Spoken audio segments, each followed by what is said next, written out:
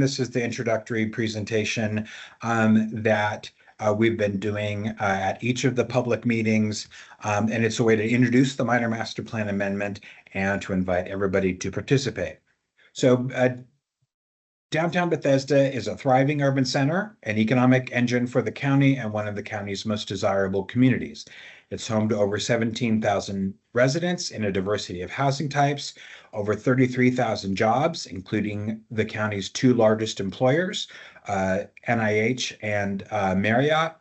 It is home to parks, restaurants, shops, art galleries, the performing arts, live music, movies, has excellent transit, bike lanes, and sidewalks. So the 2017 Bethesda Downtown Plan was a 4-year collaboration between residents, property owners, staff, planning board, and county council to develop a 20-year vision of sustainability, accessibility, equity, and innovation. So the goals were affordable housing near jobs, shopping, and recreation, safe tree-lined sidewalks, bikeways, and streets, and new parks and open spaces. Since the plan was approved in 2017, the Planning Board has approved over 7 million square feet of development, about 3 million of which has been built. So that includes 1.25 million square feet of office of the 1.6 million approved, 320,000 square feet of retail of the 410,000 square feet approved, 2,800 residential units built or under construction of the 4,800 approved, and over 400 moderately priced dwelling units, which is the county's primary affordable housing program that are built or under construction of the over 750 which have been approved. Since 2017, the Parks Department has been making progress on implementing the parks recommended in the plans in the Civic Greens, the Eastern Greenway, and parks along Montgomery Avenue. There have been new bikeways and pedestrian improvements that have been built, and traffic and schools are operating within standards. So what are we talking about? So the 2017 plan capped total development in the plan area at 32.4 million square feet. And that number was based on a transportation infrastructure capacity assessment that was done in 2016 as the plan was being developed. The plan also recommends that when total development reaches 30.4 million square feet, that there be a check-in, that the planners go back and see if there are things that we could be doing better. So since 2017, many new buildings have been completed, but not as many new public amenities. There have been over $15 million in park impact payments, but no new parks complete to date. So that check-in is the Bethesda Minor Master Plan Amendment.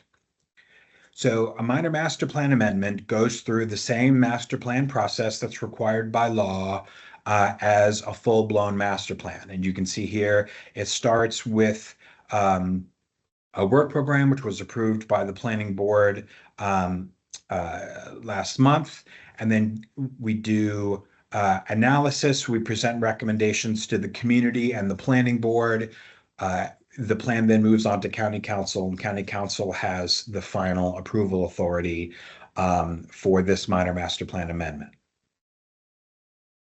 So the scope of work that the planning board approved sets the same plan area as the Bethesda downtown plans shown here on your right, which focusing on downtown, but then going out to areas closer to the existing single-family neighborhoods. The minor master plan amendment is focusing solely on implementing current recommendations. So there are no changes to specific zoning, parks, or other recommendations. The vision that's in the plan is the vision that we are looking at how to implement better. Implementation areas to explore include economic development, park development, transportation improvement, schools, affordable housing, and a community recreation center. So some questions to consider. These, again, are questions that we've been sharing with the community for several months. We shared with the planning board. The first is a development cap necessary in downtown Bethesda? If so, does it need to be raised? And are there alternative approaches that would work better? Second, how do we ensure that public infrastructure can support future growth? Next, what are the top priority public improvements recommended in the plan? And what does the minor master plan need to do to provide additional incentive to realize those top priority public improvements? Is the park implementation strategy in the 2017 plan still the right one? And could any of the current implementation recommendations be modified to better achieve the goals of the plan? So as we move forward, tonight we're going to talk about, in general terms, how master plan visions are implemented. Next month, we will be coming back to you in virtual and in-person events to share staff's initial thoughts and preliminary recommendations, and they will be specifically to answer these questions. So the schedule, the scope of work was approved at the planning board in June. We're doing public workshops over the summer to talk about how master plan visions are implemented. In September, we're expecting to present preliminary recommendations to the community and the planning board.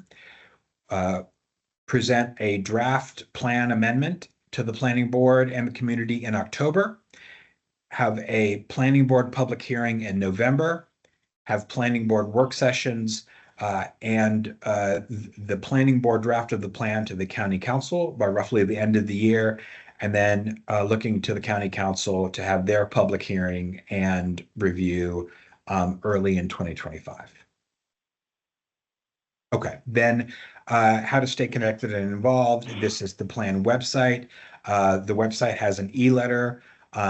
If you aren't already signed up, we strongly encourage you to sign up for that. We only send out things when something's going on, because this amendment is very narrowly scoped, is very technical. We're on a much shorter time frame than we would be for a brand new master plan. So the e-letter is a great way to stay in touch. And then my contact information is here. And all of this is on the website.